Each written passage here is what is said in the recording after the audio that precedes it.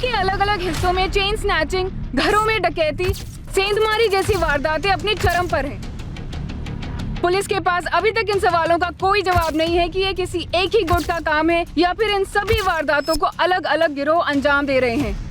इन वारदातों में शामिल असामाजिक तत्वों का मुकाबला करने में पुलिस को खासी दिक्कतों का सामना करना पड़ रहा है। और दोबारा से दिल्ली की एक कॉलोनी से ऐसी ही वारदात की खबर सामने आई है। बताया जा रहा है कि इस बार लूट के साथ गोलियां भी चलाई गई है।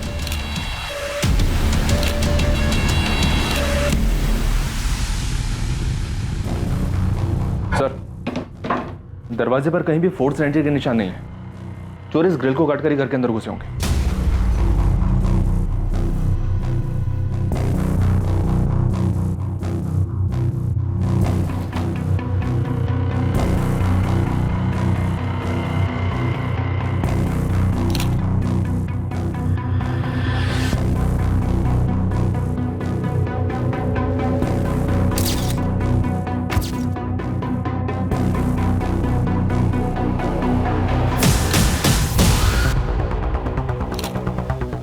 अंकुर, बुलेट शेल्स मिल गई? जी, टोटल 6 शेल्स मिले, 3 यहाँ बेड पर और 3 यहाँ फ्लोर से। यहाँ संजीव मिला। सर, दूसरे कमरे में सब कुछ सही सलामत है, किसी सामान को हाथ तक नहीं लगाया गया है। क्योंकि वहां जाने की जरूरत ही नहीं पड़ी होगी। अटैकर्स को पहले से इस बारे में पता था कि लॉकर इस कमरे में है। सर, पूनम को डॉक्टर ने डेड डिक्लेयर कर दिया। और उसका हस्बैंड संजीव चोपड़ा क्रिटिकल है सर। दिल्ली में इस डकैती और शूटआउट को एक रात पहले अंजाम दिया गया था।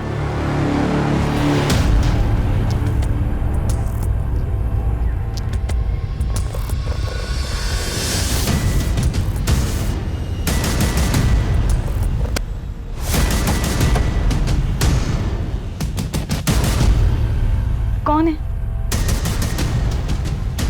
अरे कौन है भाई? चोपड़ा हाउस में इस अनहोनी घटना होने का अंदेशा सबसे पहले अखबार बांटने वाले जुनेद अंसारी को हुआ। उसी ने वहां पड़ोसियों को इस बारे में बताया।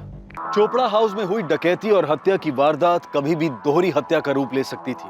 पूनम चोपड़ा मर चुकी थी और उसका पति संजीव चोपड़ा जिंदगी और मौत के बीच झूल रहा था। इस केस में अपराधियों तक पहुंचना पुलिस के लिए बहुत ही मुश्किलों भरा साबित होने वाला था और जल्द ही पुलिस इस केस का दबाव महसूस करने वाली थी। क्या यह मामला पुलिस को उस गिरोह तक पहुंचाने में मदद करेगा जो पूरे शहर में हो रहे अपराधों को अंजाम दे रहे थे? संजीव चोपड़ा से तो बात करना इम्पॉसिबल है, कंडीशन क्रिटिकल है। सरवाइव कर पाएगा? कोशिश कर रहे हैं, चांसेस तो है, लेकिन गोली का घाव बहुत गहरा है। कोई सेक्सुअल असॉल्ट? नहीं। रॉबरीज भी सरदर्द बन गई हमारे लिए। सर, संजीव एक रियल एस्टेट कंसल्टेंट है। साकेत के सुदर्शन बिजनेस सेंटर में उसका ऑफिस है। पिछले 5 सालों से चला रही है। सब खुद के दम पे शुरू किया है। A self made man. और उसकी वाइफ पूनम चोपड़ा? सर, उसका ब्यूटी पार्लर है नीलम एनक्लेव में। पिछले 3 सालों से ये सैलून चला रही है। ठीक ठाक ही चल रहा है। 2 ब्रांचेस और हैं। सर, ये संजीव के पेरेंट्स हैं।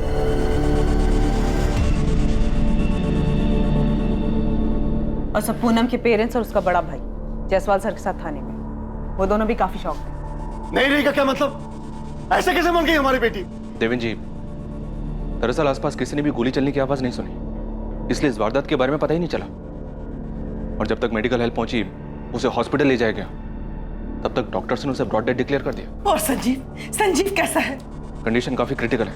ये सब हुआ कैसे? अभी हमें सिर्फ इतना पता चला है कि उस घर में डकैती हुई है, लॉकर्स खाली मिले हैं। उन दोनों ने रोकने की कोशिश की होगी। रॉबर्ट्स ने टोटल 6 गोलियां चलाई। पूरे दिल्ली में दहशत का माहौल है। दिन दहाड़े रास्ते पे चेन स्नैचिंग हो रही है, घर के अंदर बैठे तो रॉबरी हो रही है, मारा जा रहा है लोगों को। इसके लिए आप सब लोग जिम्मेदार हैं।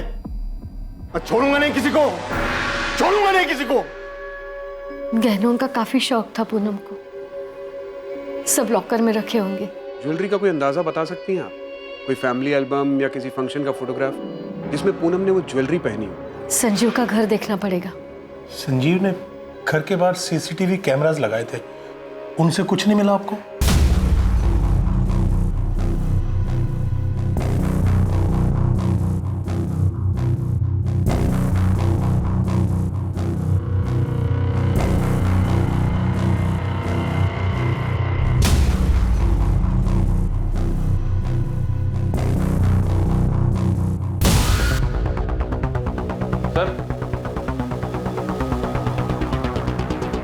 रिकॉर्डर इसी जगह पर होगा सर।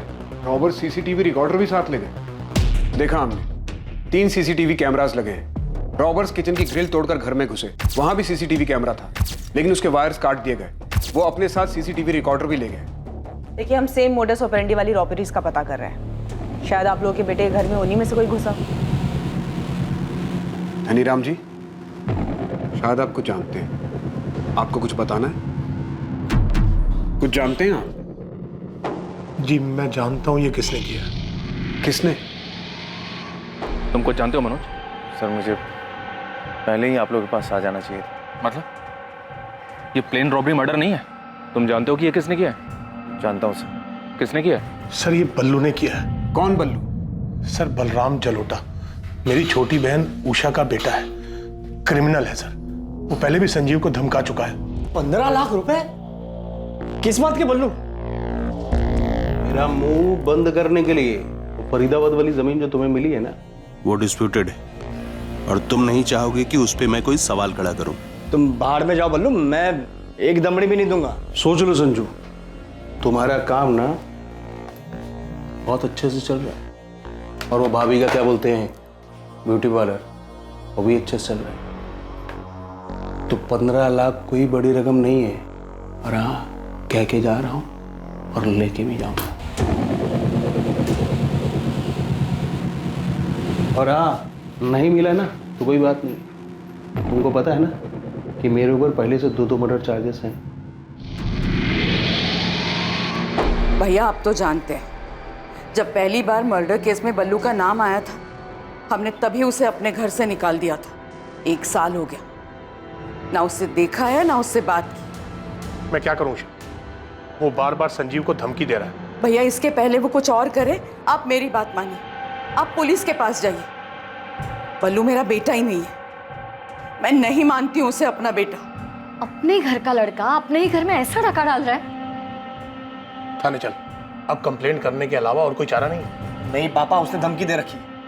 अगर हम पुलिस को बताएंगे तो मुझे या फिर आपको मार डालेगा। आप तो जानते हो बल्लू कैसा है। तो क्या करेगा तू? उसे देगा 15 लाख रुपए। तू अभी की अभी मेरे साथ पुलिस स्टेशन चल। चल सर, 3 हफ्ता पहले हमने इस बलराम के नाम पर मयूरपुरी पुलिस स्टेशन में शिकायत भी दर्ज की थी। बलराम उर्फ बल्लू की सारी डिटेल्स और अपनी बहन का एड्रेस भी दीजिए हमें। संजीव चोपड़ा? मतलब तुम ये कह रहे हो कि तुम्हारे जीजा ने तुम्हारी बहन का मर्डर किया है? इसके पीछे वही है सर। सर पूनम को डर था कि संजीव उसे मारने की प्लानिंग कर रहा है। क्या कह रही हो पूनम? संजीव तुझे मारना चाहता है? हाँ मनोज, मुझे उसकी आंखों में दिख रहा है। कुछ समय से कुछ ज्यादा ही अच्छा पेश आ रहा है और मुझे पूरा यकीन है कि उसके दिमाग में कुछ ना कुछ जरूर चल रहा है। अभी तो बहुत सारी अपॉइंटमेंट्स है संजीव, पॉसिबल नहीं हो पाएगा। पूनम, अपॉइंटमेंट्स तो रोज ही रहेंगे यार। एक काम करते हैं, आज पिक्चर चलते हैं और डिनर भी बाहर ही करेंगे। अब आज तो पॉसिबल नहीं हो पाएगा। मैं कुछ नहीं जानता, मैं आता हूँ 15 मिनट में। तुम तैयार रहना बस। समझा करो डालेंगे यार, आज मूड है यार। मनोज, मुझे लग रहा है कि संजीव कुछ तो प्लान कर रहा है, मारना चाहता है वो मुझे। आई एम डैम श्योर कि बाहर उसका कोई अफेयर चल रहा है। देखो मनोज, तुम संजीव का नाम ले रहे हो इसलिए मैं तुम्हें दोबारा बोल रहा हूँ। संजीव की कंडीशन काफी क्रिटिकल है। 50% ही चांसेस हैं कि वो सर्वाइव कर जाए। सर ये बात आपने मुझे पहले भी बताई, लेकिन मैं जो कह रहा हूँ ये बात मुझे पूनम ने बताई है सर। ये रॉबरी नहीं हो सकती। सीसीटीवी रिकॉर्डर गायब है। संजीव का काम है सर, ये पूनम को मारना चाहता था वो। सर मैंने तो पूनम से कहा था कि चल के पुलिस में कंप्लेंट कर दे। तो फिर तुमने कंप्लेंट क्यों नहीं की? सर मुझे वक्त ही नहीं मिला। अभी 1 हफ्ते पहले हमारी बात हुई दशहरे पर, हम मिलकर बैठकर बात करने वाले थे इस बारे में, लेकिन उससे पहले ही ये सब। तुम्हारे पेरेंट्स इस बात को जानते?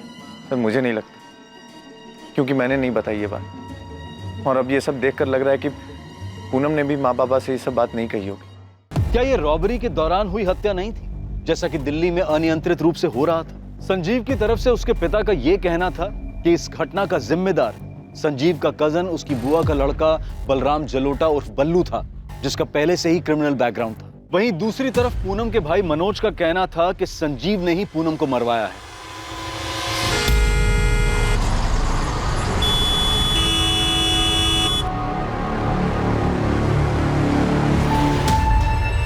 देखिए, आप लोग सिर्फ 5 मिनट के लिए मिल सकते हैं। डॉक्टर, मेरा बेटा अब सेफ तो है ना? संजीव के वाइटल पैरामीटर्स को हम लोग मॉनिटर कर रहे हैं। एक बार स्टेबलाइज हो जाएंगे तो हमें दोबारा ऑपरेशन करना पड़ेगा। अभी तुम यही कह सकते हैं कि condition is still critical. Sanjeev के फोन रिकॉर्ड्स निकलवाओ।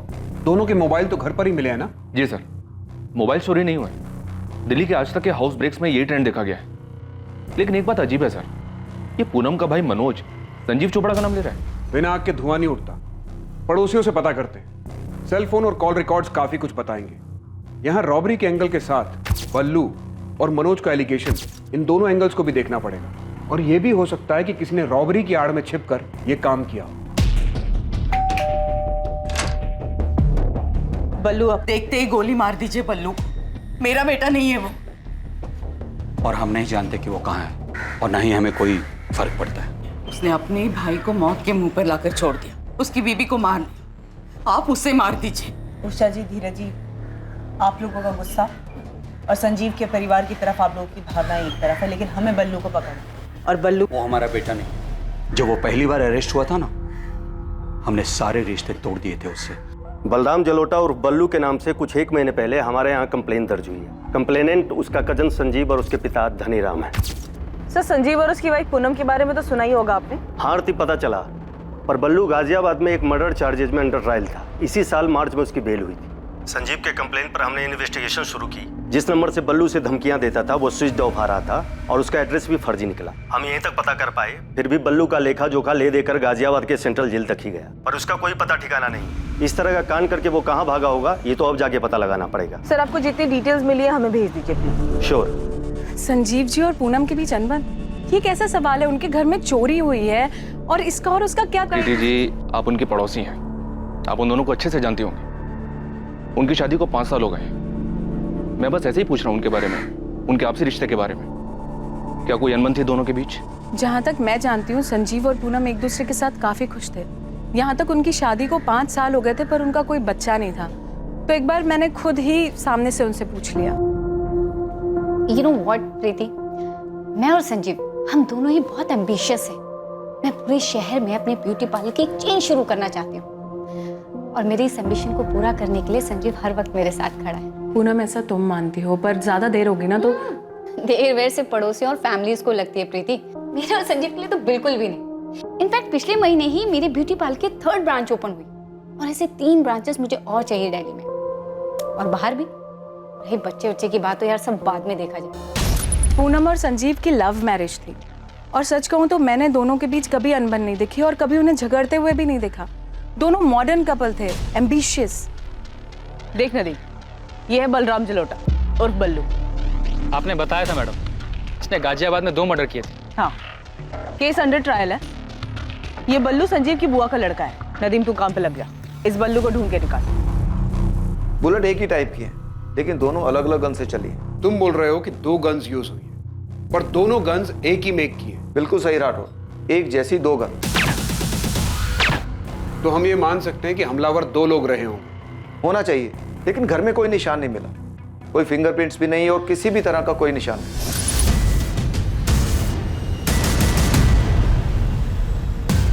हमलावरों ने ग्लव्स पहने होंगे, इसलिए ना घर पे कुछ निशान मिला, ना उस किचन ग्रिल पे कुछ मिला जहां से वो लोग अंदर घर में घुसे। .25 कोलेट गन यूज हुई। काफी कॉमन गन है। हाँ, कई सारी गैंग्स इसे यूज करती हैं और ग्रे मार्केट में भी बिना लाइसेंस के बड़े आसानी से मिल जाती है। आपकी फाइंडिंग के हिसाब से न्यूज़पेपर डिलीवरी वाले ने सुबह ये डिस्कवर किया कि इस घर में ऐसा कुछ हुआ है, तो उस हिसाब से किसी पड़ोसी ने गोली चलने की आवाज नहीं सुनी। तो डेफिनेटली दोनों गन्स पर साइलेंसर लगे हों। फिलहाल हमारे सामने 2 एंगल है। पहला एंगल संजीव का कजन बलराम जलोटा उर्फ बल्लू, जो ऑलरेडी क्रिमिनल है, और दूसरा एंगल संजीव खुद, जैसा कि पूनम का भाई मनोज बता रहा है। दोनों इंटरनल एंगल्स हैं, घर से जुड़े हुए। हम ये भी सोच रहे हैं कि इस सब से परे ये किसी गैंग का काम हो सकता है। क्राइम का मोटिव इंटरनल हो सकता है, लेकिन सीन ऑफ क्राइम से ऐसा लगता है जैसे किसी हिस्ट्री शीटर्स की इसमें इन्वॉल्वमेंट। किसी पुराने हिस्ट्री शीटर से बात करके देखो, वो इस क्राइम सीन को अच्छे से रीड कर सकता है। क्या कान भरे हैं तुम लोगों ने पुलिस के? उधर हॉस्पिटल में संजीव की माँ संजीव के लिए परेशान है, संजीव क्रिटिकल है, और तुम लोग कह रहे हो कि मेरा बेटा तुम्हारी बेटी को मारना चाहता था। अगर संजीव पूनम को मरवाना ही चाहता था तो वो अपने ऊपर गोलियां क्यों चलवाता? और ये मनोज, दिमाग खराब हो गया इसका, कुछ भी बके जा रहा है। पूनम ने मुझे ये बात खुद बताई थी कि डर है उसे कि संजीव उसे मारना चाहता था। काय का डर? क्यों डर रही थी पूनम? क्योंकि संजीव का अफेयर चल रहा था। मनोज, मुझे लग रहा है कि संजीव कुछ तो प्लान कर रहा है, मारना चाहता है वो मुझे। I'm damn sure कि बाहर उसका कोई अफेयर चल रहा है। अफेयर चल रहा है? किसके साथ? अभी तो नहीं जानती, पर बहुत जल्दी जान जाऊंगी। कैसे? पता करवा रही हूँ मैं, पर इतना तो यकीन है कि संजीव अंदर ही अंदर कुछ तो प्लान कर रहा है। क्या पता कर रही थी पूनम? उसे क्या मिला? उसने सबको बताया क्यों नहीं? बोलो। अरे मिलता कैसे? ये सब तो उस बल्लू का किया जा रहा था। वो मेरे बेटे को धमका रहा था और इस बात को पूनम अच्छी तरह से जानती थी। अगर पूनम को किसी बात से डर लग रहा था तो वो सिर्फ तुझे कहकर ही चुप क्यों हो गई और किसी से क्यों नहीं कहा? यही बात तो मैं पूछ रहा हूं उससे। मुझे नहीं पता कि उसने किसी और से ये बात क्यों नहीं कही। अभी एक हफ्ते पहले दशहरे के दिन मेरी उससे बात हुई थी। अब मैं इतनी बड़ी बात खुद से झूठ तो नहीं कहूंगा ना पापा। तो क्या हम बल्लू की बात निकालकर झूठ बोल रहे हैं? पूनम भी अच्छी तरह से जानती थी कि बल्लू संजीव को धमका रहा है। हमने उसकी पुलिस कंप्लेंट भी की थी। सर, एक कड़ी मिली है, जितेंद्र प्रसाद नाम है, अभी तिहाड़ जेल में है। ऐसे ही सिमिलर केस में कन्विक्ट हुआ है, रॉबरी कम मर्डर। जेल एसपी को इन्फॉर्म करो, मुझे अभी जितेंद्र प्रसाद से बात करनी है। आधे घंटे में पहुंच रहा हूँ। ओके सर, मैं मैसेज भिजवाती हूँ।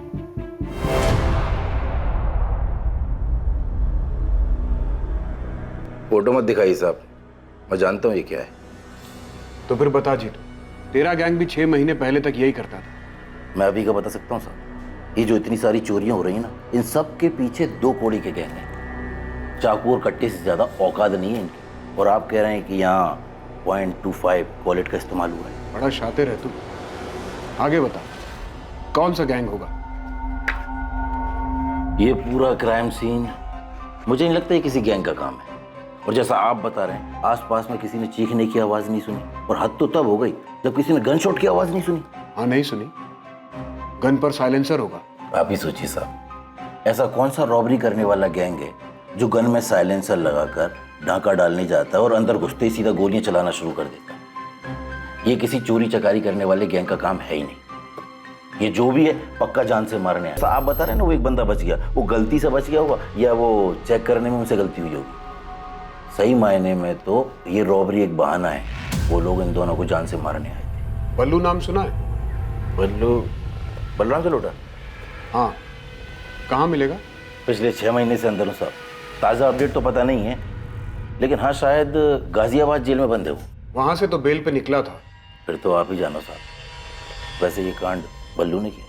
हाँ, ऐसी इन्फॉर्मेशन है हमारे पास, क्योंकि इस कांड में जो बंदा बुरी तरह से इंजर्ड हुआ है वो बल्लू का कजन है। मैंने पहले ही बोला था, ये आपसी रंजिश का मामला है, किसी गैंग का इसमें कोई हाथ है ही नहीं।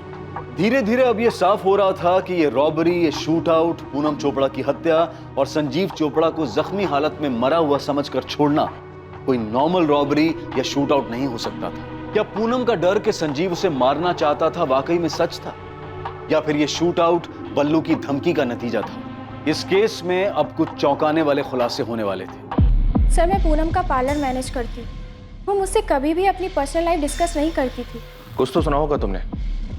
अच्छा, कभी कुछ सेंस किया तुमने कि वो अपने पति से किसी बात को लेकर डर रही है? मैं कैसे सेंस करती?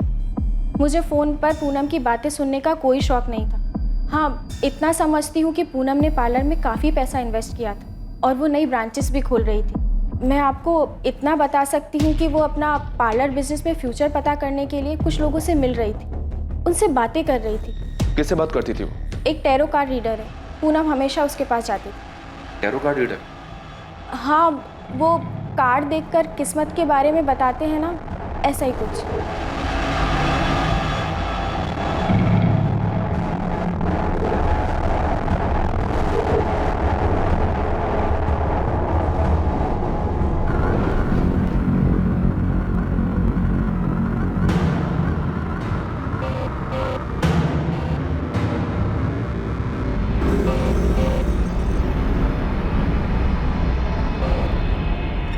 इसका क्या मतलब है तारा? पूनम, तुम किसी बात को लेकर परेशान हो? किसी बात की वजह से कोई मनमुटाव या झगड़ा चल रहा है ना? तारा भदौरिया नाम है उसका, टैरो कार्ड रीडर है। इसका फोन नंबर एड्रेस है तुम्हारे पास? पूनम के फोन रिकॉर्ड में भी दिख रहा है, उसकी रेगुलरली बात होती रही है तारा भदौरिया से। तो उसका एड्रेस और फोन नंबर मुझे भी मिला है। फोन नहीं कर रहा हूँ, सीधा फेस टू फेस जाके बात करता हूँ। संजीव के फोन रिकॉर्ड्स में कुछ खास? कुछ सस्पिशियस नहीं मिला सर। संजीव की अपने पेरेंट्स, अपनी वाइफ पूनम और कुछ दोस्तों से बात होती थी। पर हाँ, पूनम के कॉल रिकॉर्ड में बहुत सारे नंबर मिले हैं। जाहिर सी बात है, एम्बिशियस थी, अपने बिजनेस को बढ़ाना चाहती थी। रियल एस्टेट कंसल्टेंट है संजीव चोपड़ा। एक नंबर से तो काम नहीं चलता होगा उसका, जरूर उसके पास कोई दूसरा नंबर भी होगा। सर, मैं दूसरे नंबर का पता कर रही थी। वैसे संजीव ने अपने ऑफिस में भी सीसीटीवी कैमरास लगवाए थे, मैंने उसके फुटेजेस मंगवाए हैं।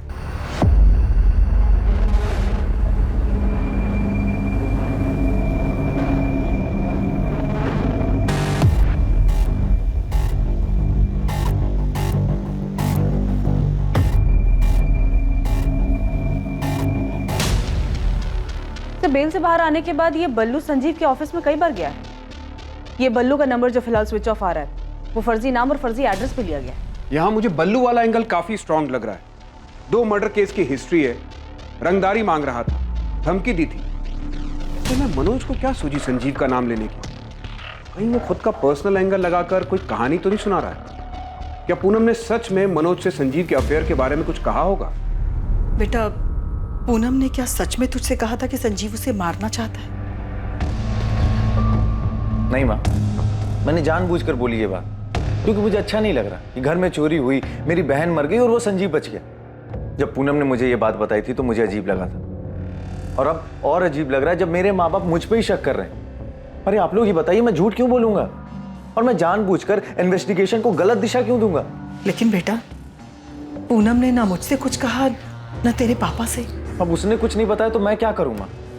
और कसम से माँ, मुझे भी कुछ दिन पहले ही बताया उसने, और हो सकता है कि वो तुम्हें बताने वाली हो, लेकिन उससे पहले ये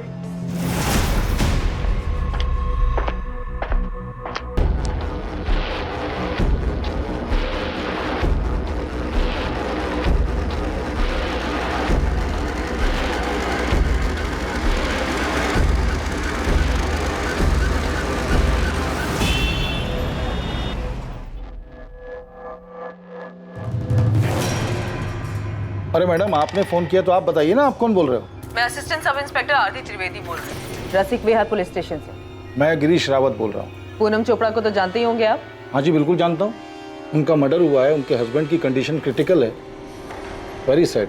अभी 3 दिन पहले पढ़ा अखबार में मैंने। 3 दिन पहले से भी जानते होंगे। 14 अक्टूबर को पूनम चोपड़ा के घर में अटैक हुआ था। उसके पहले से ही पूनम चोपड़ा के फोन रिकॉर्ड में आपसे बातचीत होती दिख रही है। हाँ जी, मैंने कब मना किया? बातचीत हुई थी, मेरी होती रहती थी। इनफैक्ट सितंबर के आखिरी वीक में उनसे मिलने गया था मैं, अपना बैलेंस पेमेंट लेने के लिए, 45,000 रुपये कैश। कौन है आप? मैं गिरीश रावत, प्राइवेट डिटेक्टिव। शादी की कोई इंक्वायरी हो, डिवोर्स का कोई मैटर हो, अफेयर का चक्कर पता लगाना हो, पति पत्नी के बीच में कोई डाउट हो, ये सारी इन्फॉर्मेशन इन्वेस्टिगेशन फुल सीक्रेसी के साथ, यानी गोपनीय तरीके से करता हूँ। आप दिल्ली नगरी न्यूज़पेपर के 4थे पेज के दाहिनी साइड की चौकड़ी में देखिए, वहाँ मेरा ऐड रोज आता है, गिरीश रावत प्राइवेट डिटेक्टिव। पूनम चोपड़ा के लिए इन्वेस्टिगेशन कर रहे थे आप? उसके पति का अफेयर था? हाँ जी, बिल्कुल था। सुन के धक्का लगा आंटी। क्या बोल रहे हैं डॉक्टर? पता नहीं बेटा, डॉक्टर कह रहे हैं कोई नर्व अफेक्ट हुआ है। ट्रीटमेंट पे रिस्पॉन्ड तो कर रहा है संजीव, लेकिन अभी तक उसे होश नहीं आया। बोल रहे हैं कि ब्रेन में कहीं कुछ गड़बड़ हुई है। यहाँ संजीव आंख नहीं खोल रहा है, और वहां पूनम का भाई मनोज कह रहा है संजीव पूनम को मारना चाहता था। बकवास कर रहे हो आंटी, इन सबके पीछे बल्लू का हाथ हो सकता है। हमने भी पुलिस को यही कहा कि बल्लू ने धमकी दी थी संजीव को मारने की, और उसने ऐसा किया भी, लेकिन पुलिस को बल्लू मिल ही नहीं रहा है। ये 100% बल्लू का ही काम है राठौर, कर सकता है। 1 साल पहले हमने उसे अरेस्ट किया था मर्डर चार्जेस में, तब उसके पास से ये .25 कोलेट गन रिकवर हुई। हमारे केस में ये मर्डर वेपन था, और बल्लू ने ये गन उस्मान शेख से खरीदी थी। शूट कर रही है आपके हाथ में बल्लू भैया, शूट करने के लिए एकदम मक्खन है ये। .25 बुलेट। दोनों को मारना है उस्मान, ट्रायल करके देख लो। जिस डबल मर्डर केस में बल्लू को बेल मिली, उसमें यही गन यूज हुई थी? हाँ, यही गन रिकवर हुई थी बल्लू के पास से। तुम्हारे यहाँ जो कांड हुआ उसमें बल्लू ही शामिल है। उसने संजीव से कुछ पैसे वैसे मांगे थे, संजीव ने नहीं दिए होंगे। गलती हमारी तरफ से भी हुई है। बल्लू को बेल मिलने के बाद से हर हफ्ते उसकी हाजिरी लगवानी थी, पर सितंबर के दूसरे हफ्ते के बाद से वो आया ही नहीं। और कैसे कट रही तेरी जिंदगी बल्लू? बस कट रही प्रदीप जी। कुछ सीधा चालू किया या फिर वही उल्टा काम? उल्टा पुल्टा सारे काम एकदम बंद। अभी आजकल वो भाई के साथ वो क्या बोलते हैं, जमीन खरीदने बेचे का प्रॉपर्टी डीलिंग ना, उसके काम में हाथ पैर मार रहा हूँ। उधर भी तू रंगदारी झाड़ रहा होगा। 14 सितंबर को बल्लू आखिरी बार आया था, फिर कांस्टेबल प्रदीप भारती छुट्टी पर गए। बाकी यहाँ पर किसी को ध्यान नहीं आया बल्लू का। और वहाँ मयूरपुरी थाने में संजीव और उसके फादर ने बल्लू की कंप्लेंट कर दी थी और वहाँ के पीआई गाजियाबाद जेल में इंक्वायरी करे। बात यहाँ तक आई नहीं और जब मैंने कांस्टेबल भारती से पूछा तो उसने यही कहा कि उसे पहले से ही शक था कि बल्लू किसी एक्सटॉर्शन के जुगाड़ में लगा हुआ है। शरद, मुझे उस गन सेलर उस्मान शेख की डिटेल्स चाहिए। अभी तो हमारे हाथ में नहीं है, लेकिन उस्मान शेख के लिए 1 साल से मेनहंट जारी है। कोई साथी भी था क्या बल्लू का? नहीं, जहाँ तक हमें पता है बल्लू अकेला ही काम करता था। यहाँ तो 2 लोगों के होने के चांसेस है। अगर इसमें बल्लू था तो उसके साथ कोई और भी था, क्योंकि गोलियां 2 लोगों ने चलाई है। मैं पता करता हूँ, देखते हैं उसके साथ कोई साथी था या नहीं, लेकिन फिलहाल हमें उस्मान शेख को ढूंढना होगा। बल्लू की पुरानी गन तो हमारे पास है, बल्लू दूसरी गन के लिए 100% उस्मान के पास ही गया होगा।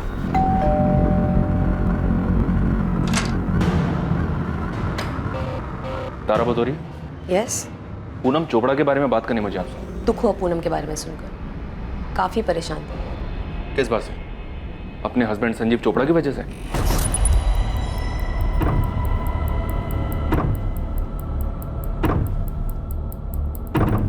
पूनम जानना चाहती थी कि उसके हस्बैंड का अफेयर किस लड़की के साथ था, और ये जानना मेरे लिए चुटकी बजाने के बराबर था।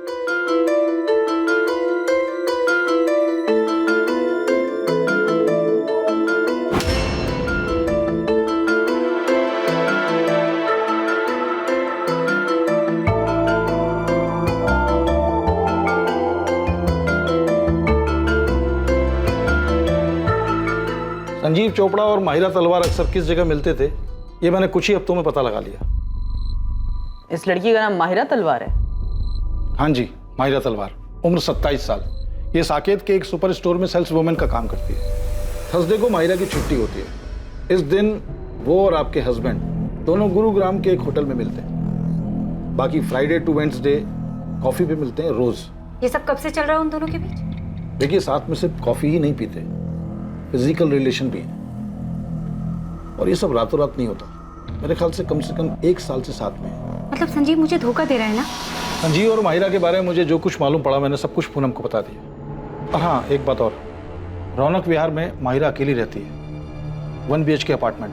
लेकिन संजीव के फोन रिकॉर्ड में तो हमें इस माहिरा का नंबर नहीं मिला। 4440981 संजीव का दूसरा नंबर। पूनम ने अपने भाई से कहा था कि उसे डर है कि संजीव उसे मारने का प्लान कर रहा है। ये बात तुम जानते थे? जी, वो अपने हस्बैंड को लेकर काफी परेशान थी। उसका हस्बैंड उसे जान से मारना चाहता था, इसलिए उसने ये खुलकर कहा था आपसे? क्या संजीव उसे मारना चाहता था?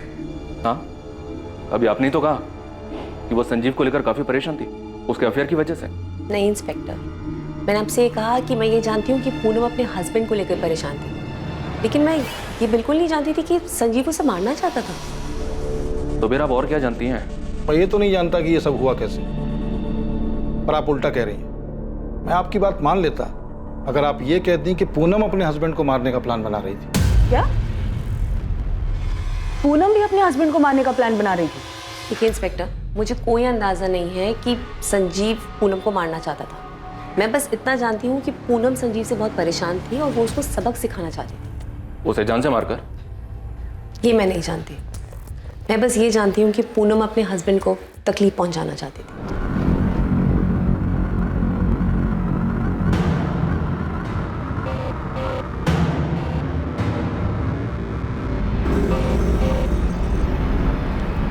Ten of swords. क्या मतलब है इसका? मुझे कोई धोखा देने वाला है? I mean, मेरा हस्बैंड मेरी पीठ पर छुरा घोंपने वाला है? पूनम, तुम हमेशा पहले अपने पार्लर बिजनेस के बारे में पूछते थे, लेकिन अब ऑल ऑफ अ सडन तुम्हारे संजीव के बीच में सब ठीक है ना? धोखा दे रहा है वो मुझे तारा। मेरे पीठ पीछे उसका अफेयर चल रहा है, कोई लड़की है उसकी लाइफ में। तो बात करो उससे। और पूनम, ऐसा तो नहीं है कि तुमने कभी उसे धोखा नहीं दिया, है ना? तुम रिलैक्स करो। तुम मेरी हेल्प कर सकती हो प्लीज?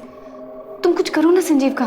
क्या चाहती हो तुम? मैं चाहती हूँ तारा, तारा तुम उसे दर्द दो, उसे तकलीफ पहुंचाओ। किसी को दर्द देने से खुद भी दर्द ही हासिल होता है। तुम्हें चाहिए कि सबसे पहले तुम अपनी तकलीफ कम करो।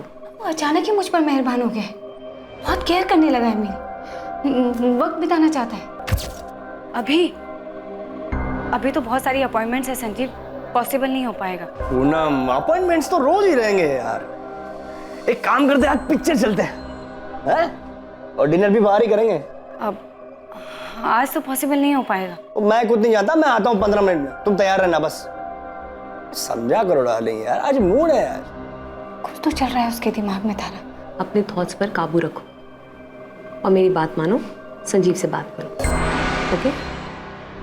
पूनम मेरे पास पिछले 2 सालों से आ रही थी और पहले हमेशा वो अपने बिजनेस के बारे में बात करती थी, लेकिन फिर अचानक सब बदल गया। तो मतलब पूनम अपने हस्बैंड को मारना चाहती थी?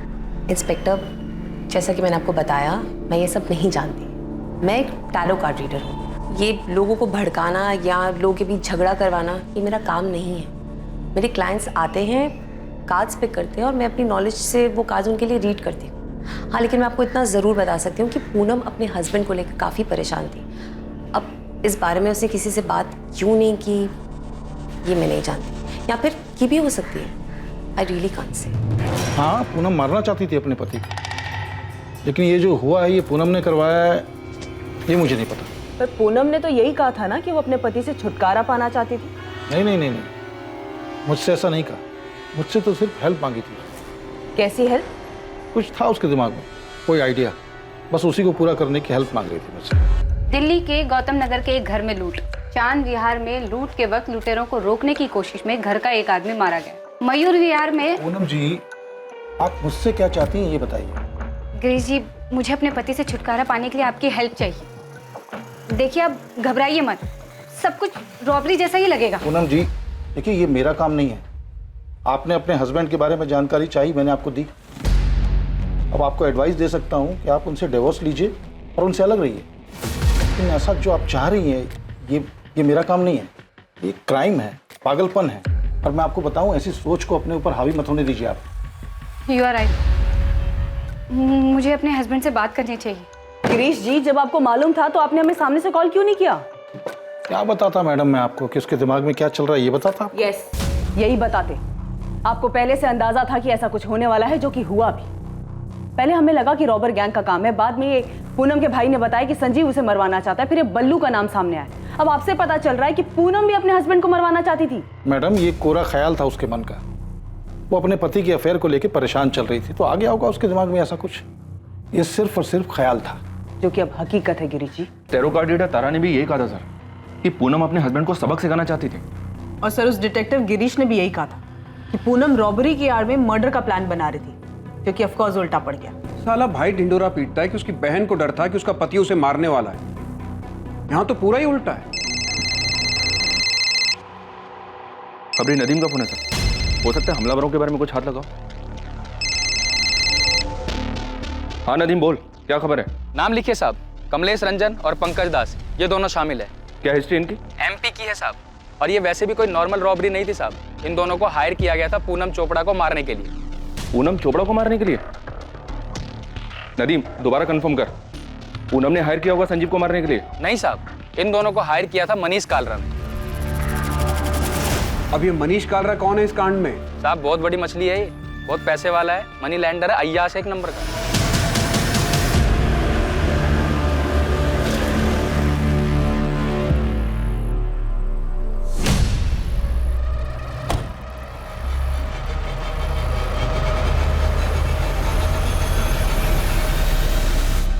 प्लान रेडी समझिए मनीष सेठ, बस आप फाइनल कीजिए कि कब, कैसे और कहाँ मारना है आपकी इस पूनम चोपड़ा को। जैसे मारना है मारो, लेकिन तड़प तड़प के मरनी चाहिए, इतना याद रखो। आप उसकी फिक्र मत करो, आप हमारा 2 लाख एडवांस दे दो। खुशखबरी जल्दी मिलेगी, टीवी देखते रहना और बाकी के 5 लाख रेडी रखना। इस कांड के लिए कमलेश रंजन और पंकज दास ने अपने साथ तीसरे बंदे को भी मिलाया था। उस तीसरे बंदे का नाम है बद्रीनाथ दुबे। उसने मुझे खुद से फोन करके ये सब बताया। क्या जानता है इस कांड के बारे में बद्रीनाथ? जो तुमको चाहिए वो सब पता है मुझे, मैं सब कुछ जानता हूँ। लेकिन हाँ, जब तुझे मलाई मिलेगी ना तो मुझे भी याद रखना। ठीक है, चल बता। कमलेश, रंजन और पंकज दास भी मुझे पैसे देने वाले थे। ये समझ लो कि मैं भी उस कांड में शामिल था, लेकिन सालों ने मेरे से उस पूनम चोपड़ा की सारी फील्डिंग करवाई। ब्यूटी पार्लर से घर, घर से ब्यूटी पार्लर, कहाँ जाती है, कहाँ रुकती है, सारा डिटेल दिया उनको।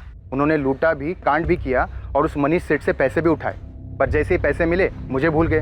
अब फोन बंद करके बैठे हैं। देख लो साहब, हम यहाँ ये एंगल खंगाल रहे हैं और ये कांड हुआ है ये मनीष कालरा के कहने। मनीष कालरा? हाँ, मनी लेंडर है। हाँ जानती हूँ, उसने पूनम के पार्लर में पैसे लगाए हैं। पूनम का अच्छा दोस्त है। दोस्त है? और क्या पता है तुम्हें उन दोनों के बारे में? अच्छा, उन दोनों की दोस्ती में कोई दरार आ गई थी क्या? सर इसका तो मुझे कोई अंदाजा नहीं है, पर आप ऐसा क्यों पूछ रहे हैं? मनीष ने कुछ किया है क्या? वो भी हम जल्दी ही पता लगा लेंगे।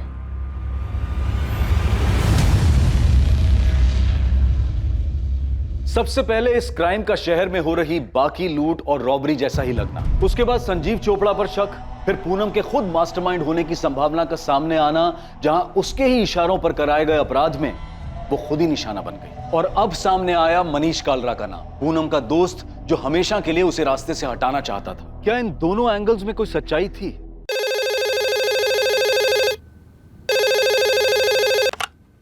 हेलो सर, वो बल्लू का फोन आया था।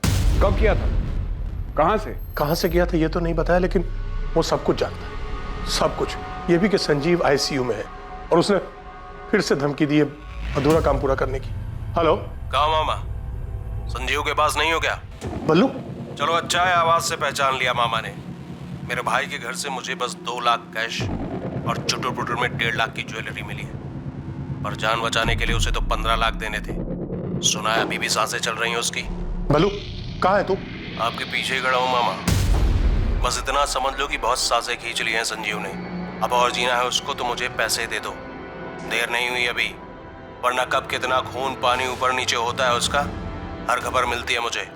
1-2 पाइप निकाल दूंगा, पूरा ऊपर पहुंच जाएगा। बल्लू, बल्लू सर, ये इसी नंबर से कॉल आया था। आप फिक्र मत कीजिए धनीराम जी, संजीव के लिए कांस्टेबल लगा रहा हूं यहाँ। पहले दिन से हम लोग यही कह रहे हैं कि ये सब बल्लू ने किया है। पता नहीं वो मनोज बार बार संजीव का नाम क्यों ले रहा है। वो बिजनेस तुम्हारा है पूनम, अब वो मुनाफे में रहे या घाटे में मुझे उससे कोई मतलब नहीं। मुझे नहीं पता कि संजीव ने तुम्हारा साथ किस लिए दिया, लेकिन मैं फेवर नहीं कर सकता। I am sorry. हो प्लीज, मैं तुमसे फेवर मांग भी नहीं रही हूँ मनोज, मैं सिर्फ पापा जी के गुरुग्राम वाले फ्लैट की बात कर रही हूँ। हाँ तो वो फ्लैट मेरे नाम पर है। हाँ है तो, उसमें मेरा भी हिस्सा है। शायद तुम भूल रही हो, उस फ्लैट के हिस्से के बदले में पापा जी से तुमने बहुत पैसे ले लिए और शायद बर्बाद भी कर दिए। मेरे सिर्फ एक केस करने की देर है मनोज, समझे? तो डिस्प्यूटेड प्रॉपर्टी हो जाएगी वो, और उसमें मेरा भी शेयर है, शायद तुम भूल रहे हो। हाँ तो तुमने अपने शेयर के बदले में कैश ले लिया है ना। मनोज मुझे सिर्फ पैसे चाहिए, एनी हाउ जरूरत है मुझे। अब चाहे तुम मार्केट रेट पे 50% कैश दो या फिर फ्लैट बेचकर मुझे पैसे दो। तुम बहुत सेल्फिश हो पूनम। तो तुम्हें भी अपनी छोटी बहन के लिए अपने दिल में थोड़ी सी बड़ी जगह कर लेनी चाहिए।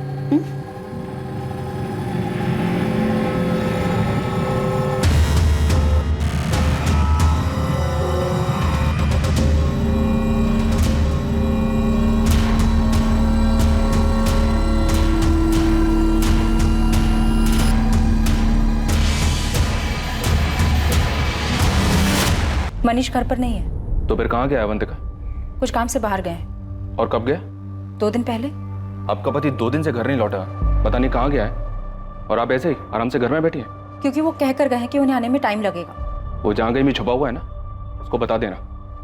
जल्दी नहीं लौटा तो पूरे परिवार के लिए मुश्किल खड़ी हो जाएगी। मेरे पति किसी को नहीं मरवा सकते, आप उन पर गलत इल्जाम लगा रहे हैं। तो बता देना उसको, यही बात थाने आकर बता दे हमें, समझ में आया?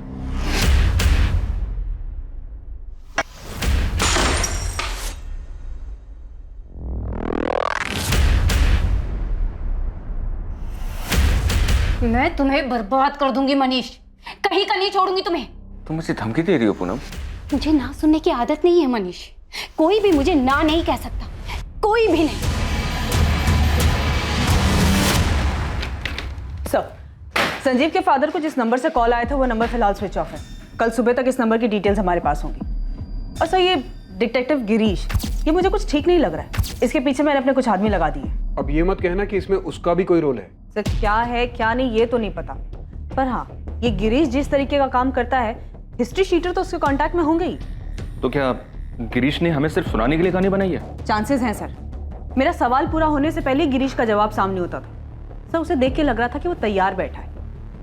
सर मुझे लगता है पूनम के लिए गिरीश ने किलर्स अरेंज किए होंगे। पर्दा उल्टा पड़ गया, पूनम मारी गई और किस्मत से संजीव बच गया। पूनम का भाई मनोज खोसला, क्या मिला उसके बारे में?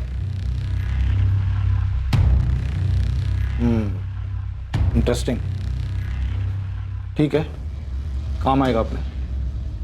तो बहुत दिमाग लगा के इस गिरीश ने कहानी बनाई कि पूनम उसके पास रॉबरी और मर्डर का प्लान लेकर आई थी। तो जो कहानी हमें गिरीश ने सुनाई उसमें सारे एंगल्स हैं। तो मुझे ऐसा लगता है कि गिरीश जैसे शातिर आदमी ने ये सारा प्लान रचाया है। सबके सब बहुत शातिर लोग हैं सर। किसी की क्रिमिनल हिस्ट्री, किसी की आपसी रंजिश। एक ये बल्लू है जो संजीव से पैसे मांग रहा था, और दूसरा ये मनीष कालरा। कहने को तो पूनम का इन्वेस्टर दोस्त है, पर इन दोनों के बीच चल क्या रहा था कुछ पता नहीं। और अब तुम्हें इस डिटेक्टिव गिरीश रावत के ऊपर डाउट है कि इसने पूनम की हेल्प की होगी इस कांड को करवाने में। और इस सबसे अलग, पूनम का भाई मनोज वो संजीव के नाम का ढोल पीट रहा है सर। तो संजीव और मनोज के बीच में क्या चल रहा था अब तो उसके होश में आने के बाद ही पता चलेगा। पर अभी तो हमें मनीष का पता लगाना होगा और साथ ही गिरीश रावत पर भी नजर रखनी होगी, और इनके साथ बल्लू, कमलेश रंजन और पंकज दास को ढूंढना होगा। अगर ये दोनों मिल गए तो समझो आगे की कहानी भी मिल गई। केस में मनीष कालरा मुख्य संदिग्ध था, लेकिन संदेह के घेरे में डिटेक्टिव गिरीश रावत भी था, जिसने शायद ऐसे भयानक षड्यंत्र को अंजाम देने में पूनम की मदद की थी। वो षड्यंत्र जो प्लान के मुताबिक अपने अंजाम तक नहीं पहुंचा। बलराम जलोटा और बल्लू और हमला करने वाले कमलेश रंजन और पंकज दास की तलाश शुरू हुई। पर क्या इस जुर्म की सच्चाई इन्हीं में से किसी के पास थी?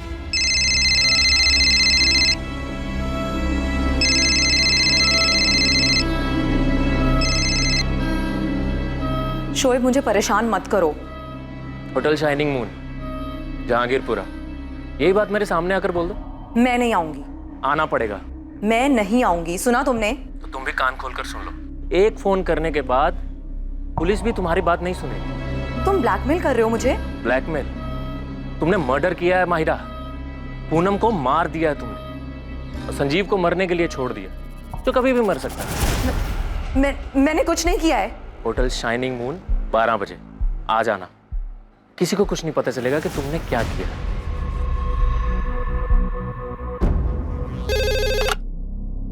हेलो, मैंने कुछ नहीं किया है, मुझे फंसाया जा रहा है।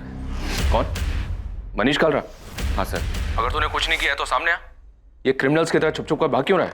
सर आप लोग सारा इल्जाम मुझ पे डाल दोगे, जबकि सच तो यह है कि पूनम मुझे ब्लैकमेल कर रही थी। तेरे लिए अच्छा यही होगा कि तू सरेंडर कर दे। लेकिन सर मैंने कुछ किया ही नहीं है। अगर तूने सरेंडर नहीं किया ना तो हम तेरा जीना दुश्वार कर देंगे, और तेरे वो दोनों साथी कमलेश रंजन और पंकज दास को भी हम ढूंढ निकालेंगे। इस पड़ाव पर यह केस सबके सामने था। साफ था कि मनीष कालरा ने इस अपराध को अंजाम देने के लिए 2 हिस्ट्री शीटर्स को पैसे दिए थे। लेकिन क्या यह केस वाकई में इतना साफ था जैसा कि सोचा जा रहा था? हाँ राठौर, गन सेलर उस्मान शेख की खबर हाथ लगी है।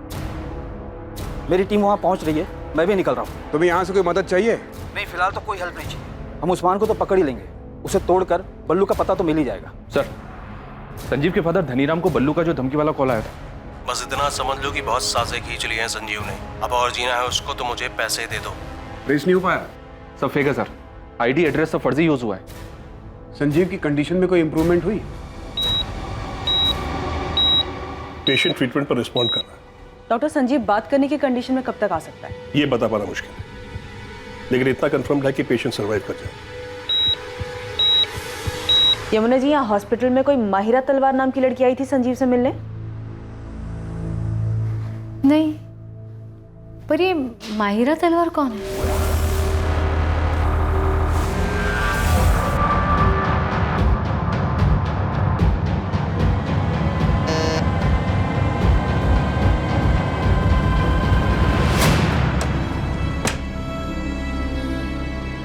मुझे पता था तू आएगी माहिरा। अगर मैं पुलिस को जाके ये बता दूं कि तुम मुझे हर्ट करने के लिए और मुझसे बदला लेने के लिए ये सब कर रहे हो तो? अरे शौक से जाओ।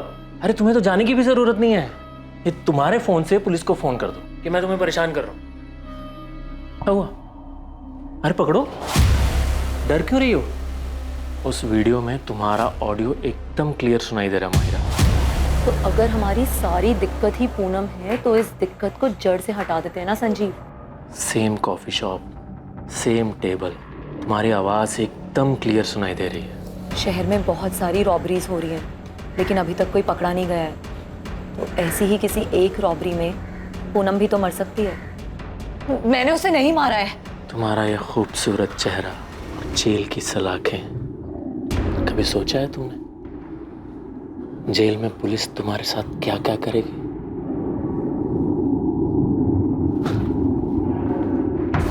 खड़ी क्या हो? तुम कपड़े उतारो।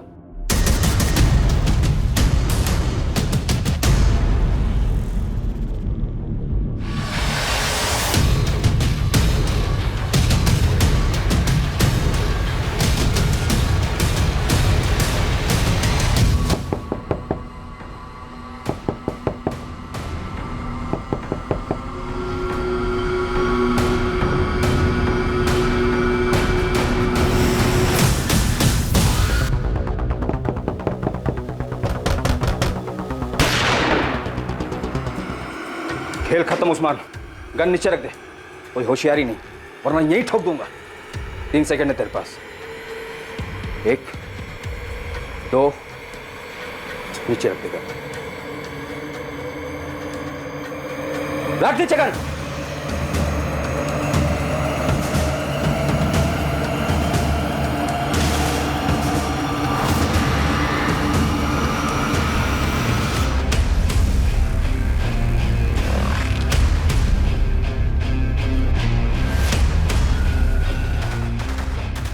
मेरे पीछे टाइम और एनर्जी दोनों वेस्ट कर रहे हैं आप लोग।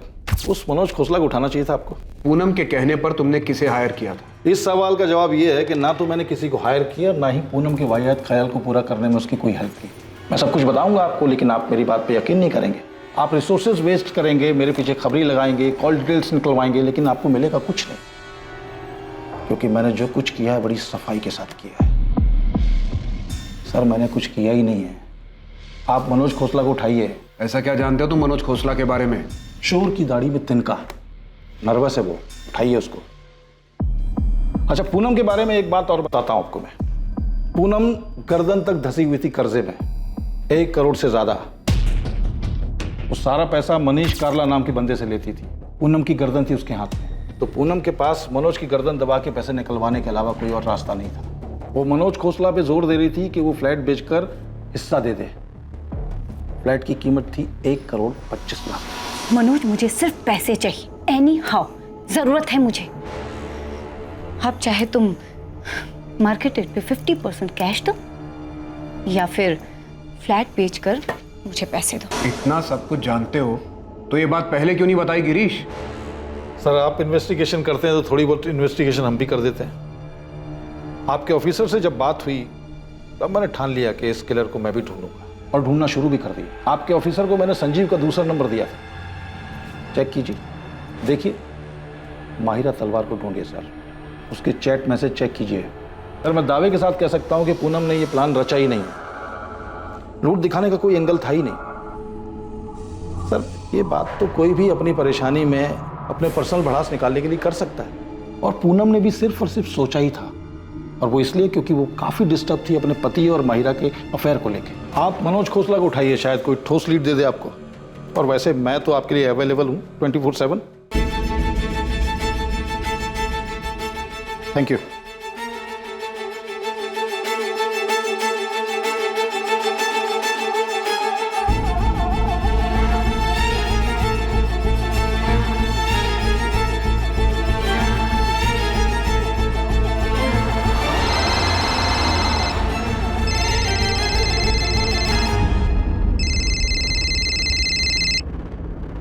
हेलो, माहिरा तलवार जी।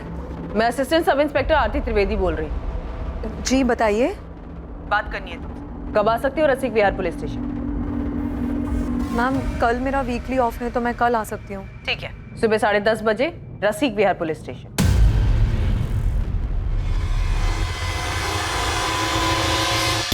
सर ये है कमलेश रंजन का नंबर। सर पर मैं जो करवाना चाहता था वो ऐसे नहीं होना था। तो और क्या क्या करना चाहता था मनीष कालरा? सर पूनम के घर पे अटैक का प्लान था ही नहीं, और प्लान में उसके हस्बैंड संजीव को किसी भी तरह का हार्म पहुंचाने का कोई इंटेंशन नहीं था हमारा। क्योंकि सर उससे मेरी कोई दुश्मनी है ही नहीं। सर मैं मानता हूं कि मैंने पूनम को मारने के लिए कमलेश को सुपारी दी थी, लेकिन ये काम ऐसे नहीं होने वाला था। सर कमलेश ने मुझे बताया था कि वो इसे रोड एक्सीडेंट में करेगा, उसके घर पे नहीं, ताकि पूनम का मर्डर एक हादसा लगे। पूरा प्लान रेडी है सेठ, कुछ ही दिनों में आपका काम हो जाएगा। अब तक तो काम हो जाना चाहिए था ना कमलेश। पूनम मुझे आए दिन धमकी दे रही है, मैं नहीं चाहता कि वो पुलिस के पास जाए। और एक तो तुम्हारा प्लान है कि अरे सेठ आप बेफिक्र रहिए, पूरी फील्डिंग हो चुकी है।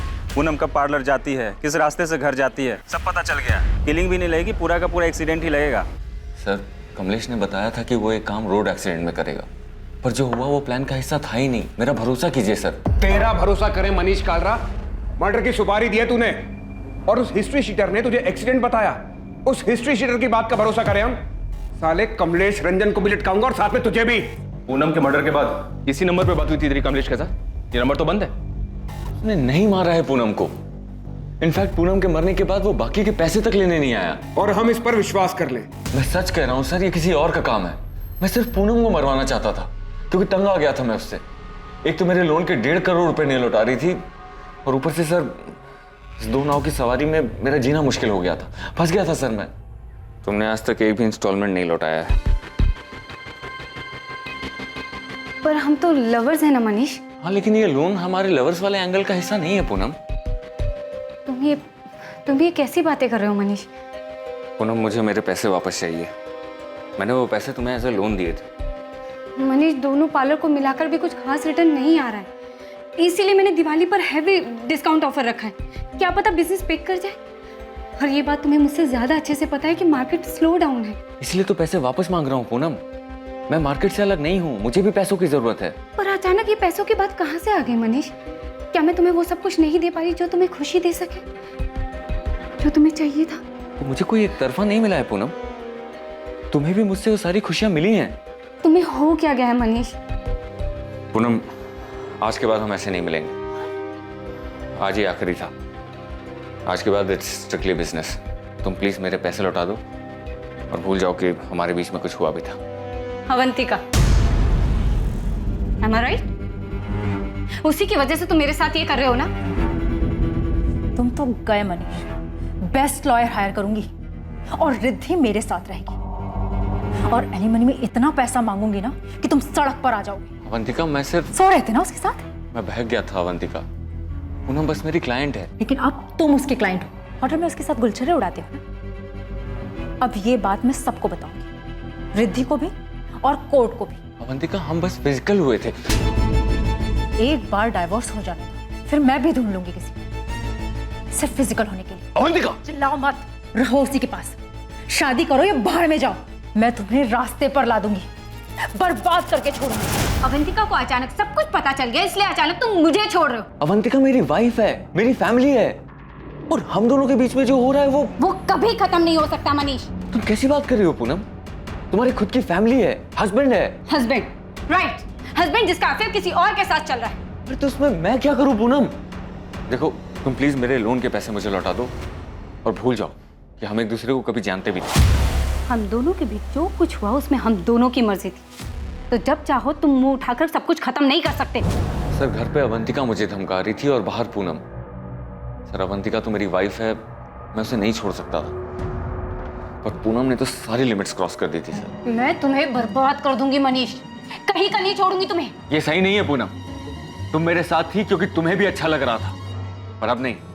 मुझसे भागना इतना भी आसान नहीं है मनीष। मैं तुमसे भाग नहीं रहा हूँ। मैं भागने भी नहीं दूंगी मनीष। अगर तुम्हारी वाइफ तुम्हें कोर्ट में ले जाने की धमकी दे रही है तो मैं तुम्हें पुलिस स्टेशन लेके जाऊंगी। लेकिन मैंने तुम्हारा किया क्या है पूनम?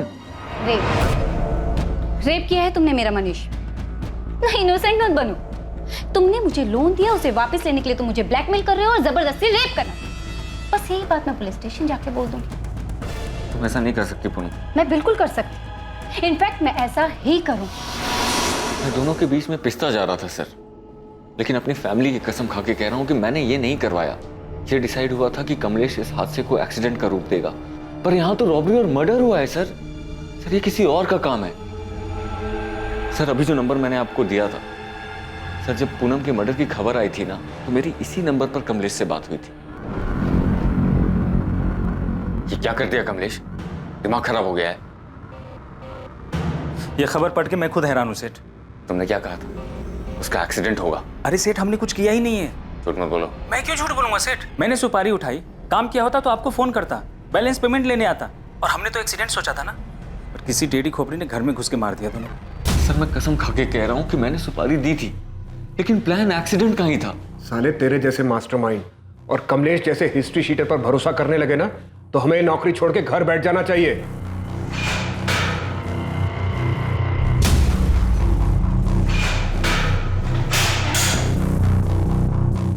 मैं गाजियाबाद निकल रहा हूँ। गन सेलर उस्मान शेख पकड़ा गया है। कमलेश, संजन, पंकज दास के फोटो मिल गए सर, जल्दी पकड़े जाएंगे। आरती को मायर और संजीव के चैट मैसेजेस मिले हैं। मायरा को बुलाया इंक्वायरी के लिए। उधर भी कोई प्लानिंग चल रही थी? अभी तक पिक्चर क्लियर नहीं है सर। संजीव और मायरा का भी अफेयर चल रहा था। पूनम से छुटकारा पाने की बात चल रही थी। जितने लोगों का पता चला सबके पास अपना अपना मोटिव था, सब अपनी अपनी प्लानिंग में लगे थे। सर ये पूनम का भाई मनोज खोसला, इसको भी उठवाता हूँ। इस रॉबरी कम मर्डर के पीछे के षड्यंत्र की दस्तक हर तरफ से आ रही थी।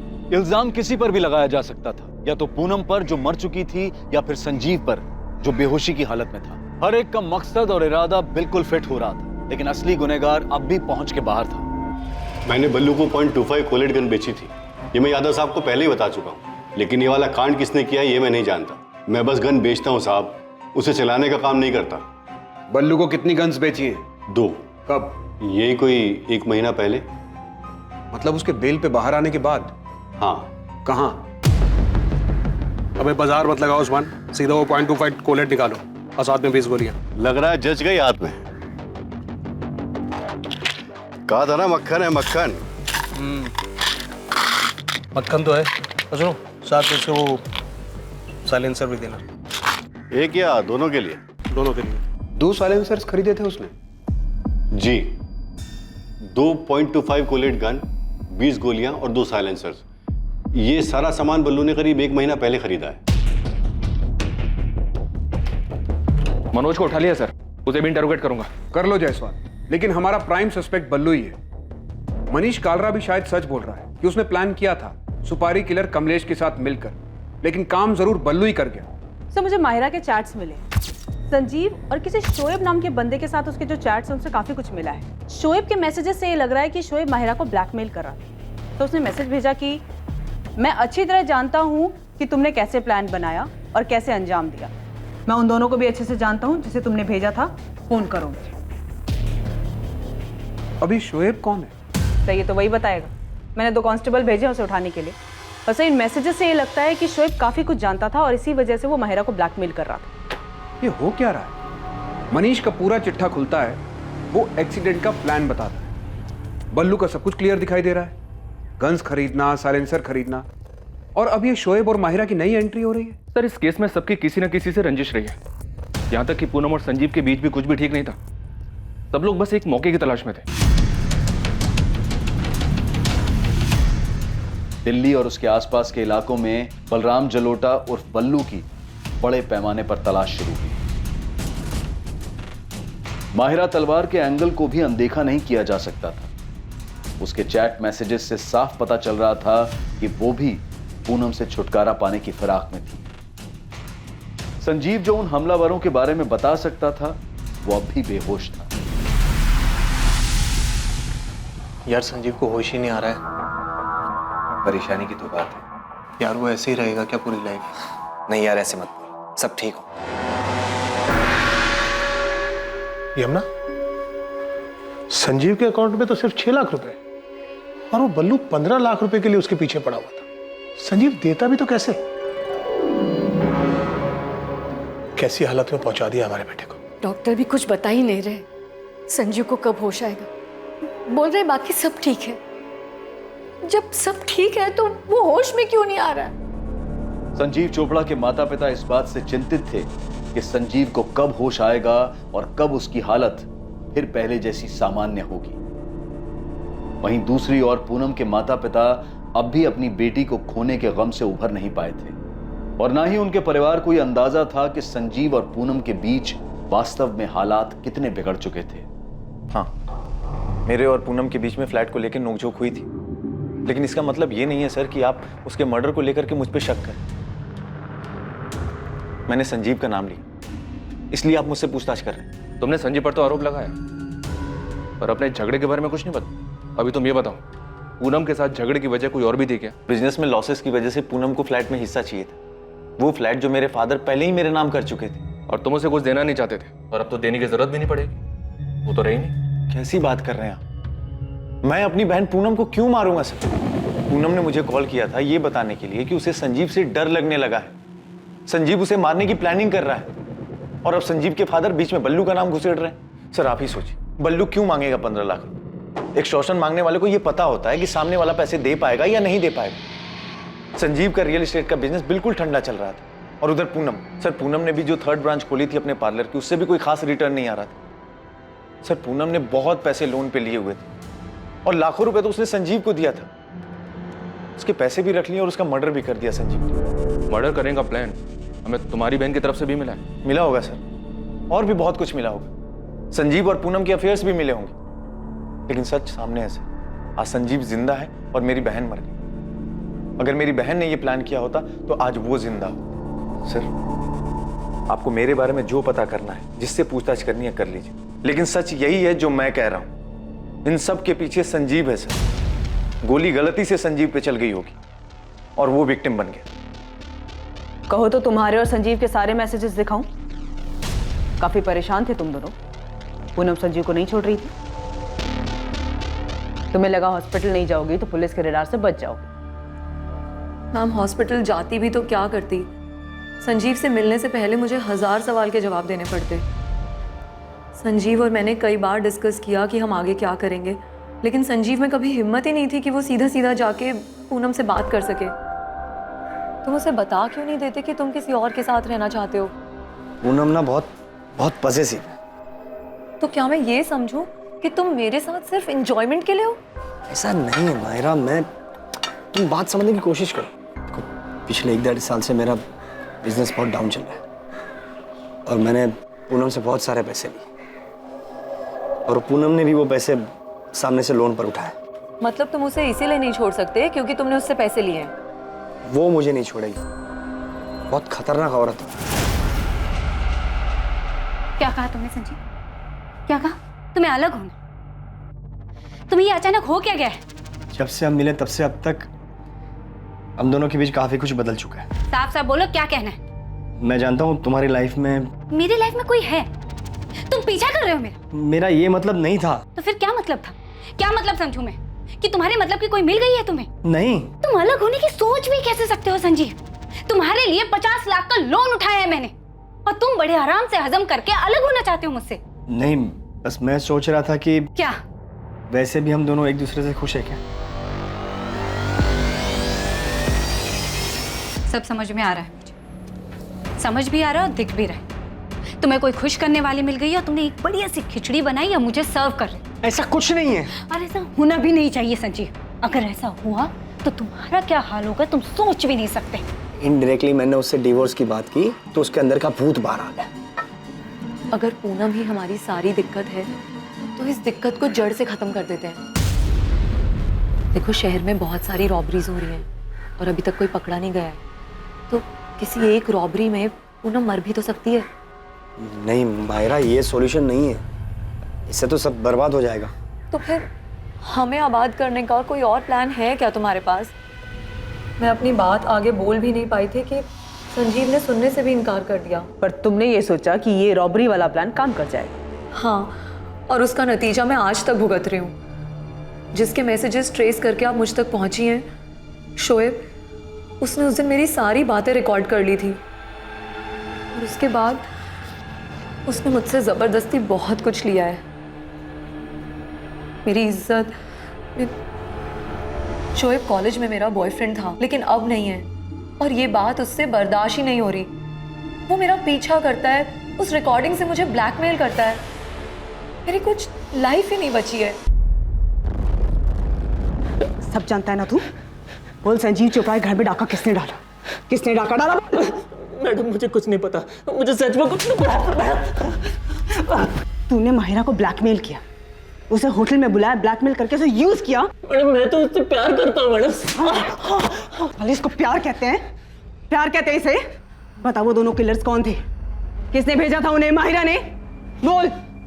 मैडम मुझे सच में कुछ नहीं पता मैडम। मैंने तो बस संजीव और माहिरा की बातें सुनी थी और माहिरा को वापस पाने के लिए मैंने उनका वीडियो बनाया और उसको ब्लैकमेल करने लगा। मुझे माफ मैडम, पर मैं आपके पैर पकड़ के माफी मांगता हूँ मैं माहिरा के भी पैर पकड़ के माफी मांग लूंगा। प्लीज मुझे मत मारिए मैडम, प्लीज मुझे माफ कर दीजिए मैडम, प्लीज मुझे माफ कर दीजिए। सर ये मनोज इस केस में फिट ही नहीं बैठता है। इसके पेरेंट्स तो ये सुनकर शॉक्ड हो गए थे कि भाई बहन के बीच फ्लैट को लेकर झगड़ा चल रहा था। मायरा से भी कुछ पता नहीं चला। तब शोएब कन्फेस कर रहा है, वो मायरा को सिर्फ ब्लैकमेल कर रहा था, कोई एंगल नहीं है। तब तो एक ही एंगल बचता है, बल्लू का। सबसे पहले उसी का नाम आया था, सब फिट बैठता उस पर। हाँ नदीम बोल, बल्लू की कोई खबर? बल्लू की तो खबर नहीं मिली साहब, पर ये मनीष ने जिसको सुपारी दी थी कमलेश रंजन, वो वापस लौटा है। यहाँ हुसैन नगर में किराए पे कमरा उठाया है। तू नजर रख, मैं पहुंचता हूँ अभी। सर ये कमलेश रंजन वापस लौटा है? उठाओ उसे। ये तो साफ है कि पूनम चोपड़ा को मारने की सुपारी मनीष कालरा ने दी थी, लेकिन उसका कहना है कि मर्डर उसकी सुपारी पर नहीं हो। मनीष तो है हमारे पास लॉकअप। एक बार कमलेश हाथ लग जाए तो पता चल जाए कि कमलेश के दिमाग में क्या चल रहा है। कहीं उसने मनीष से कुछ झूठ तो नहीं बोला? ठीक है, मैं बात करता हूँ।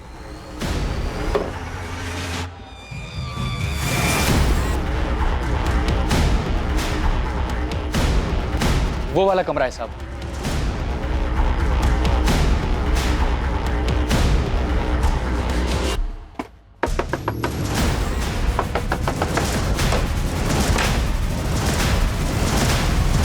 हमारा निशाना कभी नहीं चूकता।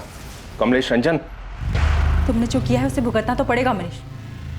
तुमने अपनी कब्र खुद खो दी है। माफ कर दो मुझे, मैं तो बस सब पहले जैसा ठीक करना चाहता था। पहले जैसा अब कुछ नहीं रहा मनीष, सब कुछ बिगड़ चुका है। ये दरार तुमने पैदा की, खूनी बन गए तुम।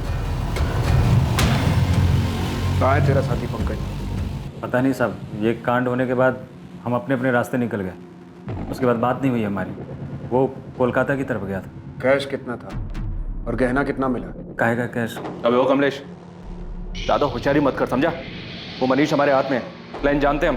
3-4 और रॉबरी तेरे नाम पे डाल देंगे, गोली मार देंगे, कोई नहीं आएगा तुझे पूछने। कमलेश, हाँ साहब आप कर सकते हो, पर मुझे मारने से असली मुजिम तो नहीं मिलेगा ना। मैं खुद हैरान हूँ। मनीष सेठ से सुपारी मैंने उठाया था। मैं और पंकज ये काम 16 तारीख को करने वाले थे। एक्सीडेंट के लिए हमने गाड़ी भी जुगाड़ लिया था, पर उससे पहले ही 14 की रात को कोई ये कांड कर दिया। तो सुपारी गैंग में तुझे खबर नहीं मिली कि एक ही आदमी की डबल सुपारी बट रही है? नहीं पता चला साहब, जितनों को जानता हूँ पूछ पूछ के थक गया हूँ।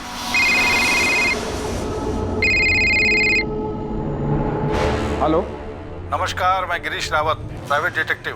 पहचाना? हाँ हाँ पहचाना, बोलो। मैंने आपसे कहा था कि मैं 24/7 आपके लिए अवेलेबल रहूंगा। खबर क्या है तुम्हारे पास? तगड़ी खबर है। आप चंडीगढ़ फॉरेंसिक डिपार्टमेंट में बात की। उनके पास एक बॉडी है और उसकी खोपड़ी से बुलेट और उसके बगल से शेल बरामद हुआ। आप फॉरेंसिक रिपोर्ट मंगाइए, उसे देखिए। लाश को पूरी तरह से जला दिया गया था। वहाँ के फॉरेस्ट एरिया में 1 महीने पहले चंडीगढ़ पुलिस को ये डेड बॉडी मिली।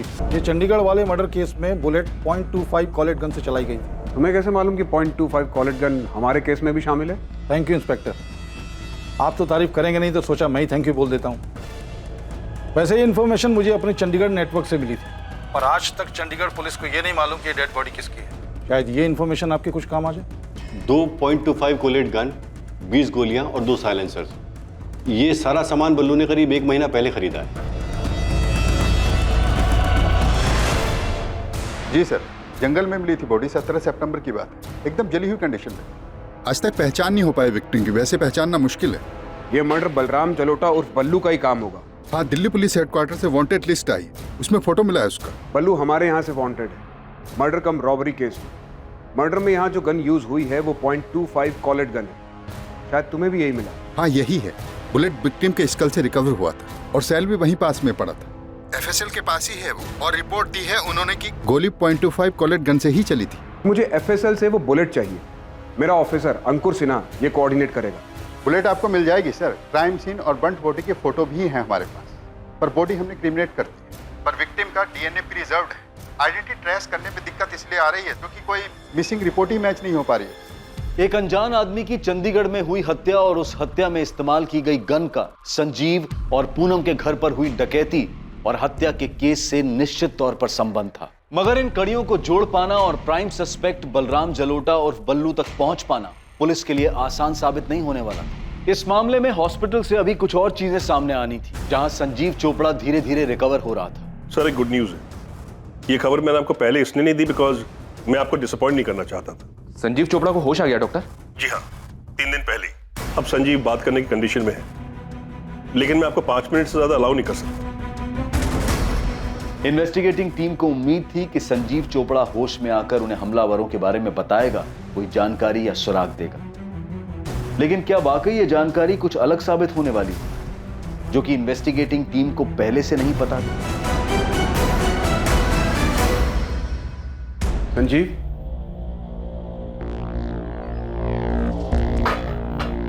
कैसा लग रहा है संजीव? कुछ समझ में नहीं आ रहा सर। पता नहीं अब पड़े पड़े कितना वक्त बीत गया। पूनम के बारे में पता चला?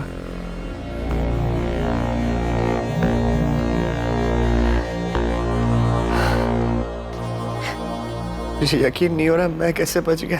तुम्हारे फादर ने तुम्हारे कजन बल्लू का नाम लिया, वो धमका रहा था तुम्हें? हाँ सर, बल्लू ने ही धमकी दी थी। मुझे क्या पता था वो सच में ऐसा कुछ करेगा। पक्का वो बल्लू ही था? हाँ सर, बल्लू ने मुझसे 15 लाख रुपए मांगे थे। मुझे क्या पता, नहीं दूंगा तो अटैक करेगा। आपने पकड़ा बल्लू को सर? जल्द पकड़ लेंगे, अब तुम आराम करो। बस यही कंफर्म करना था कि ये सब कुछ बल्लू ने किया है। सर, बल्लू पकड़ा गया? हर जगह पुलिस अलर्ट है उसके लिए, जल्दी पकड़ा जाएगा। आप संजीव का ख्याल रखिए।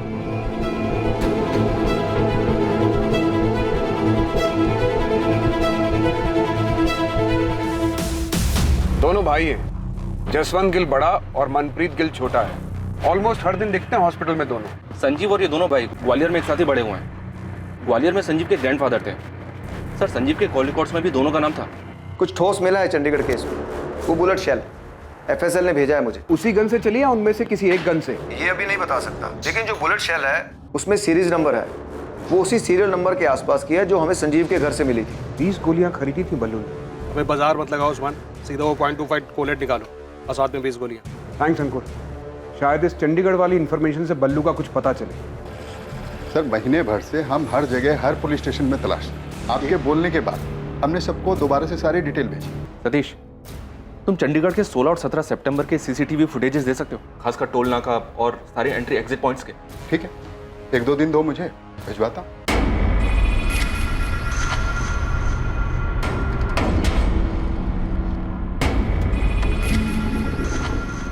जसवंत, वो बंदा दिखाई दे रहा है तुझे? कौन?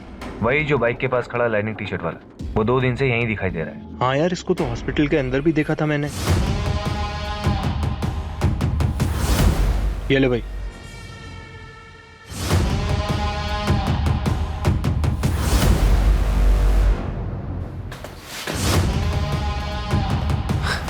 जसवंत, तुझे कुछ गड़बड़ लग रही है क्या? नहीं यार, लग तो नहीं। निकल जाए यहाँ से। नहीं, अभी नहीं जा सकते, अभी हम लोग रेडार में। हाँ, मनप्रीत और जसवंत संजू के बचपन के दोस्त हैं। हाँ, पूछा था मैंने, बताया उन दोनों ने। और आप उनके बारे में क्यों पूछ रही हैं? ऐसे ही पूछताछ करने की तो आदत है हमारी। वैसे धनीराम जी, आप मुझे बताइए कि जसवंत और मनप्रीत को कैसे पता चला कि संजीव हॉस्पिटल में है और उसकी वाइफ पूनम की डेथ हो गई है? आपने फोन किया था? जी नहीं, उन्होंने फोन किया था। सर, चंडीगढ़ के सीसीटीवी फुटेजेस के तकरीबन 60% फुटेजेस स्कैन कर रही हैं, पर बल्लू कहीं भी नहीं दिख रहा है। डबल मर्डर केस में बल्लू पकड़ा गया, अंडर ट्रायल था। 2 महीने पहले वो बेल पर बाहर आया था। पहले महीने वो रेगुलर गाजियाबाद जेल में जाके हाजिरी देता रहा, उसके बाद वो वहां नहीं गया। 14 सितंबर लास्ट डेट थी जब वो हाजिरी देने गया था। उसके बाद से बल्लू किसी को दिखाई नहीं दी। संजीव के घर कांड होने के बाद ना हमें दिखाई दे रहा है, ना चंडीगढ़ के सीसीटीवी फुटेज में दिखाई दे रहा है। ऐसे कहां जा सकता है कि किसी को दिखाई ना दे? एक काम करो, संजीव के दोनों दोस्त जसवंत और मनप्रीत, इनको उठा लो। क्या पूछना है बाद में देखेंगे। जी सर। और बल्लू की माँ उषा, देखते ही गोली मार दीजिए बल्लू को। मेरा बेटा नहीं है वो। उनको उठाना नहीं, उनका डीएनए सैंपल चाहिए। बल्लू किसी को दिखा नहीं और शायद अब दिखेगा भी। आपको मेरा डीएनए सैंपल चाहिए आपका भी और आपके हस्बैंड धीरज जलोटा जी का भी। क्यों? उषा जी, हमें डाउट है कि बल्लू मर चुका है। इन्वेस्टिगेटिंग टीम को अपराध का षड्यंत्र समझ आने लगा था। क्या हुआ यमुना? वो पुलिस जसवंत और मनप्रीत को लेके गई। अब पुलिस को जसवंत और मनप्रीत से क्या चाहिए?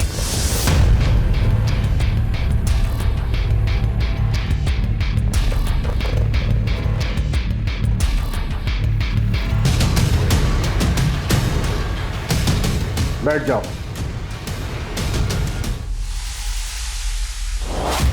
सिर्फ एक बार पूछूंगा, ये जली हुई बॉडी बल्लू की है ना? भूल के ना तो बोलना ही मत। सीसीटीवी में देखे हो तुम दोनों। हमारी मार झेल नहीं पाओगे, फिर आवाज नहीं, चीख निकलेगी।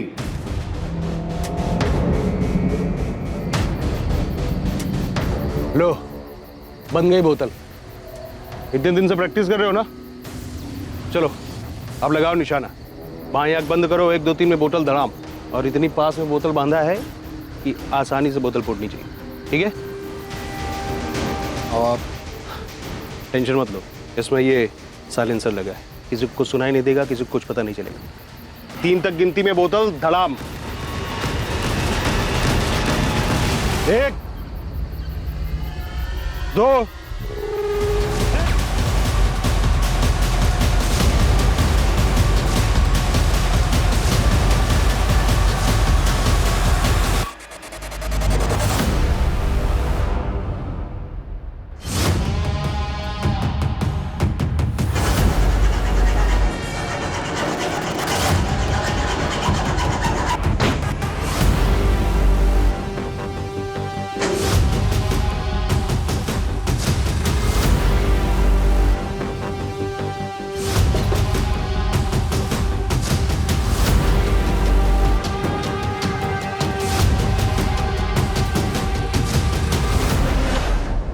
कौन है?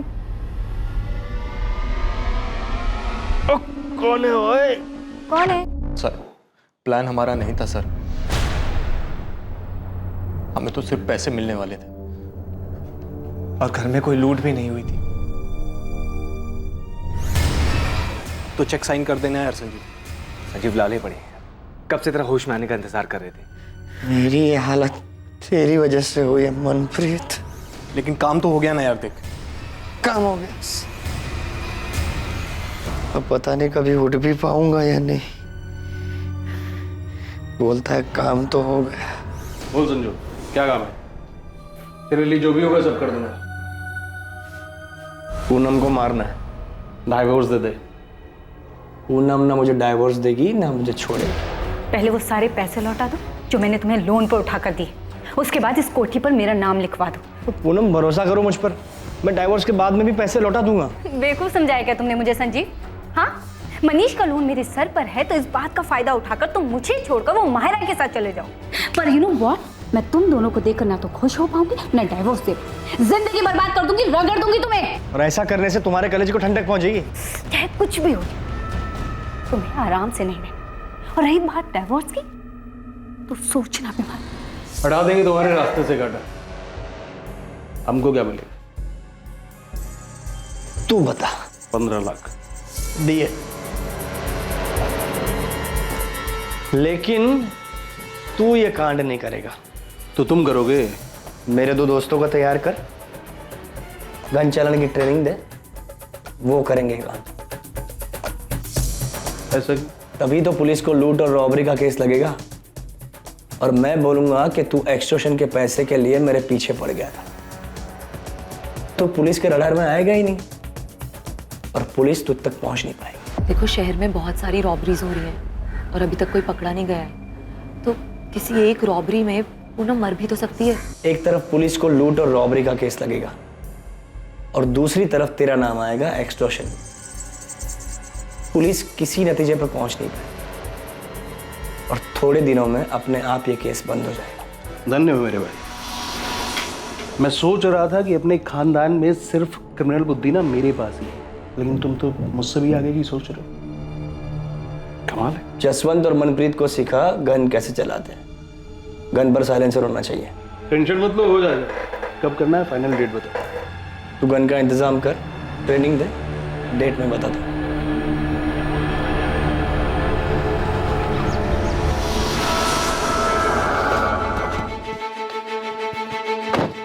सुनो, तुम दोनों को बल्लू के साथ चंडीगढ़ जाना होगा।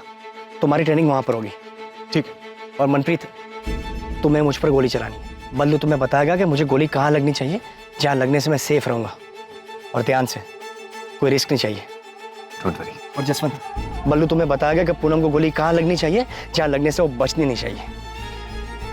जिस दिन ट्रेनिंग खत्म होगी उस दिन बल्लू को गुरु दक्षिणा देना भूलना मत। गोली सीधे सर में लगनी चाहिए। बल्लू को मारना है? बचना नहीं चाहिए। लेकिन क्यों संजीव? क्योंकि बल्लू मेन सस्पेक्ट होगा और पुलिस उसे ढूंढने के लिए जमीन आसमान एक कर देगी। उसे मारने के बाद इतनी अच्छी तरह से जलाना ताकि कोई पहचान ना सके। और पुलिस के हाथों सस्पेक्ट लगेगा ही नहीं, केस अपने आप बंद हो जाएगा। कितने पैसे देने वाला था संजीव? सर 5 लाख। पर गलती हो गई मेरे हाथ से। 2 ही गोली चलानी थी, लेकिन गलती से 3 गोली चल गई संजीव पर, और वो भी गलत जगह। तुझे ट्रेनिंग भी दी थी ना। 2 गोली बोला था, तूने 3 गोली चला दी। गिनती भी नहीं आती कि कुछ और प्लान कर रहा था तू? संजीव ऐसा नहीं है यार, गलती से चल गई थी, जानबूझ के नहीं किया। गलती हो गई यार, समझना है। फुटो यहाँ से। जब मैं ठीक हो जाऊंगा तब पैसे की बात करेंगे। जाओ, निकलो यहाँ से। सर हमसे तो दोस्ती यारी में हो गया सर, आज तक कोई पैसा नहीं मिला सर, इसीलिए इतने दिन से हॉस्पिटल के चक्कर काट रहे हैं। पैसा नहीं, किलो के हिसाब से चार्जेस लगेंगे दोनों पर। ये तो नहीं पता तू कब फिर से ठीक होगा संजीव चोपड़ा, पर जब भी चलने फिरने लायक होगा तब हम लेंगे तेरी कस्टडी। डिवोर्स के लिए कोर्ट जाता, उसमें कम दिमाग खर्च होता तेरा। इतना दिमाग बेवकूफी वाले काम में लगा दिया और क्रिमिनल बन गया तू।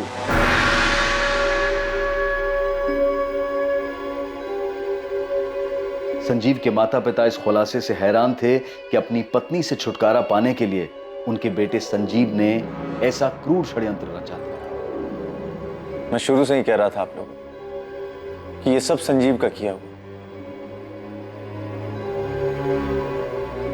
माहिरा ने पूनम से छुटकारा पाने के लिए दिल्ली में हो रही रॉबरीज की आड़ में इस तरह से रॉबरी और मर्डर के बारे में सोचा था, लेकिन इन्वेस्टिगेशन में सामने आया कि असल में हुए अपराध में माहिरा की कोई भूमिका नहीं थी।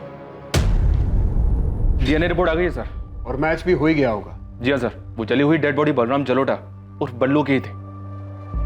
ऐसी आपराधिक और खतरनाक बातें सोचने में हम इंसानों के दिमाग का कोई तोड़ नहीं। संजीव चोपड़ा, जसवंत गिल और उसके छोटे भाई मनप्रीत गिल पर बलराम जलोटा और पूनम चोपड़ा की हत्या के लिए आईपीसी की धारा 302 के चार्जेस लगे हैं।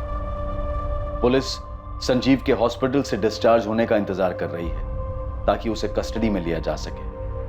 न जाने ऐसे कितने ही उदाहरण हैं जहां किसी अपराध को अंजाम देने की लोगों की बेवकूफी भरी सोच उन्हें अपराध के ऐसे रास्ते पर धकेल देती है जहां उनकी इच्छाओं के विपरीत ताउम्र उन्हें इसके नतीजों का सामना करना पड़ता है और वो सलाखों के पीछे पहुंच जाते हैं। फिर भी बार बार यही देखने को मिलता है कि जुर्म की सोच कई लोगों के दिमाग में पनपती ही रहती है। ऐसे मूर्खतापूर्ण अपराध के बारे में सोचते वक्त दिमाग इतना मजबूत कैसे हो जाता है, और वही दिमाग किसी टकराव की स्थिति से बाहर निकलने का आसान सा रास्ता खोजते वक्त इतना असहाय क्यों हो जाता है। डिवोर्स लेकर अलग होने में तकलीफ हो सकती है, लेकिन इससे किसी की जान नहीं जाएगी, ना खुद की और ना ही किसी और की। जुर्म की अंधी गली के आखिर में सिर्फ अंधेरा ही मिलता है, और साथ ही मिलता है अपराधी होने का अभिशाप और बचे हुए जीवन को पछतावे में काटने की सजा। Crime never page. अब मैं अनूप सोनी आपसे विदा लेता हूं। कल रात कौन बनेगा करोड़पति के करमवीर एपिसोड के बाद आपसे फिर मुलाकात होगी एक नए केस के साथ। और याद रखें, क्राइम और आपके बीच में सिर्फ इतना फर्क है कि आप कितने सतर्क हैं। सतर्क रहें, सुरक्षित रहें। जय हिंद। इस तरह के और भी एपिसोड देखने के लिए हमारे चैनल को सब्सक्राइब करें और बेल आइकन दबाना ना भूलें।